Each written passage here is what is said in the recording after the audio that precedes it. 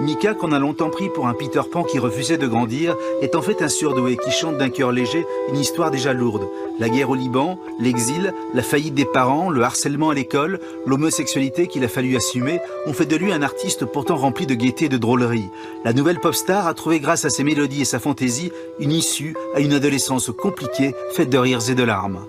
J'ai grandi d'une manière où il y avait c'était comme des montagnes russes fiscales.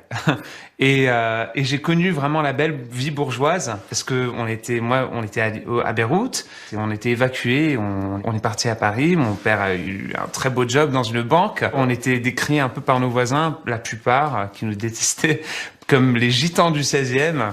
Gitans de luxe. Des gitans de luxe un peu.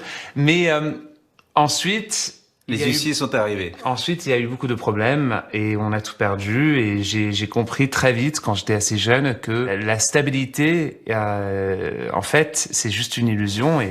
Et je me souviens toujours, moi et mes frères et mes sœurs, on savait comment gérer les huissiers. On devait apprendre, on savait quoi dire pour les éviter. Mais à la fin, la situation était tellement grave ils sont venus, ils ont tout pris. Et un jour... quelques jours plus tard, on a découvert qu'on devait partir à Londres. On partait à Londres et on a tout. Et la suite n'est pas forcément plus simple. Il y a eu la guerre, le Koweït. Votre père a été pris en otage. Donc, vous savez ce que c'est dans votre tendre enfance, ce que c'est que la guerre. Mon père était pris en otage complètement par hasard dans la première guerre du Golfe. Et on l'attendait. Il est parti pendant 8 mois et c'était une période très très dure. Et c'était là où tout s'est vraiment déstabilisé. C'était à partir de ce moment-là où tout a commencé à s'écrouler. J'étais jamais dyslexique. Moi, avant cette période-là, moi, je pouvais regarder des feuilles de musique et je pouvais tout jouer. Je pouvais lire la musique, j'étais super bien, je faisais pas de fautes d'orthographe et tout d'un coup, au lieu d'être vu comme quelqu'un qui avait un problème ou d'être dyslexique, j'étais juste considéré comme quelqu'un qui était paresseux ou juste stupide. Et avec une prof un peu sadique, vous avez vécu, qui s'appelle le harcèlement à l'école. J'avais une prof qui n'était pas exactement la plus tolérante. C'était un peu le cauchemar de ce qu'on veut pas à l'école. Donc tout petit, vous avez connu la différence. Il faut dire que vous étiez un drôle de petit bonhomme. Vous portiez des bermudas de couleur, vous aviez des nœuds papillons. Moi, dans ma famille, les fringues, c'était pas quelque chose qui existait dans les magasins. Ma mère, elle était couturière. Et alors, moi, avec les fringues, je me disais, je vais porter ce que je veux. Je regardais un petit morceau de tissu, je me disais, ça serait bien en pantalon. Je savais pas que c'était un peu bizarre de porter des pantalons avec qui allaient avec la chemise, avec un petit nœud papillon, pendant que tous les autres portaient des t-shirts de Nirvana. Bon, quand on a 8 ans, 7 ans, ça va. Et ensuite, à 9 ans, 10 ans, 11 ans, ça devient de plus en plus compliqué. Finalement, quand on arrive à 14 ans, c'est un désastre. Oui, on s'est moqué de vous, beaucoup. Je pense que, quand on parle à quelqu'un qui a vécu l'harcèlement à l'école, d'une manière assez dure ou pendant très longtemps, on n'oublie jamais le goût dans la bouche et le sentiment dans l'estomac que ça nous donne. Je me suis fermé dans un sens. Je crois que vous avez même arrêté de parler. J'ai arrêté, je voulais plus parler, je faisais plus du tout mes devoirs et c'était comme si je me détachais du monde autour de moi pour me protéger. Alors après ça, ma mère m'a regardé, elle me dit « Ok, toi t'es un cas, comment faire ?» Elle a dit « Ok, toi tu vas pas à l'école. » Et tous les jours, ma mère m'entraînait et j'ai dû m'entraîner 3 heures ou 4 heures en faisant de la musique, en faisant du piano, en faisant du chant.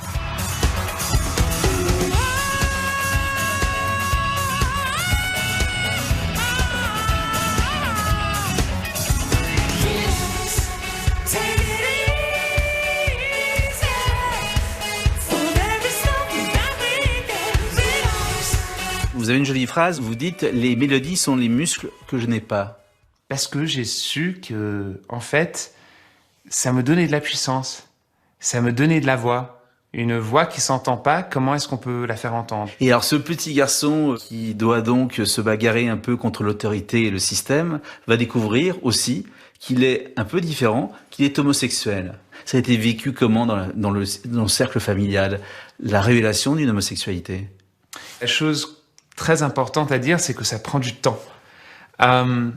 Et que, en fait, moi je dis toujours que c'est quelque chose qui est très difficile à gérer et de faire semblant que c'est pas difficile à gérer, c'est pas juste, c'est pas vrai.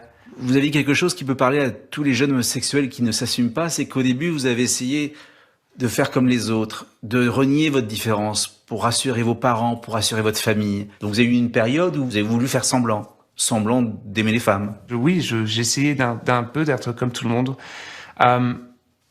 C'est drôle parce que je le faisais même dans ma musique et ça ne marchait pas. Et par exemple, je faisais des chansons qui parlaient. Il y avait même des chansons qui parlaient des filles. Il y avait plein de trucs, mais il y avait une sorte. C'était étrange. C'était ça qui était étrange parce que ça sonnait mal. Et un jour, il y a une sorte de déclic et je me dis bon, c'est fini. Toutes mes différences, je vais les mettre en valeur.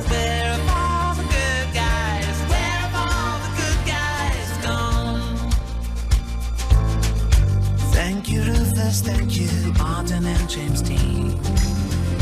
Thank you, Emerson and Bowie for my dreams. Wilfredo and Kinsey, Whitman and Rambo.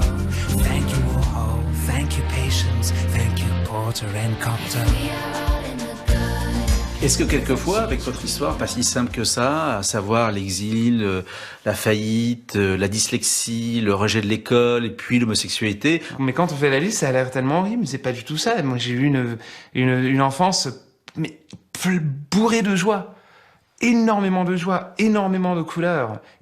La musique, la bouffe, la mode, l'antisnobisme. Moi, j'ai eu une enfance énormément joyeuse, mais aussi énormément chaude, où j'étais brûlé souvent. Qu'est-ce qui fait que vous avez décidé un jour de dire tiens, je vais prendre le risque d'être tout nu, de dire ma vérité, de dire qui je suis? Bon, le déclic, je sais pas ce que c'était. Il y avait plein de choses. Il y avait un accident avec ma sœur. J'ai jamais vu la brutalité ou la violence qui peut se passer à quelqu'un qu'on aime. Et quand je l'ai vu, ça m'a changé. Ça a changé ma tête. Ça a reprogrammé un peu mon cerveau. Il faut dire que votre sœur, effectivement, s'est défénestrée, est tombée sur des grilles. Je vais pas le dire comme ça. Je peux pas. Et elle est sauvée. Ouais, même ma sœur, maintenant, elle a un enfant et elle est toujours en train de gérer les conséquences de cet accident. Et vous avez assisté à tout ça. Et j'ai assisté à cet accident, j'ai vu ça avec mes propres yeux. Et ensuite, j'ai décidé un jour, au lieu de dire non, au lieu de dire j'ai pas envie, j'ai décidé de dire oui. Oui à la vérité, oui à dire qui je suis. Oui à dire qui je suis, et aussi oui à oublier un peu ma grand-mère. Qui dans ma famille représente un peu cette matriarque, on dit ça, qui juge, qui est assise sur une sorte de trône symbolique. Et qu'est-ce que dit cette grand-mère puissante du Mika que vous êtes devenu? Qu'est-ce qu'elle dit? La grand-mère puissante, elle prie beaucoup plus pour moi. Parce que j'en ai besoin, apparemment.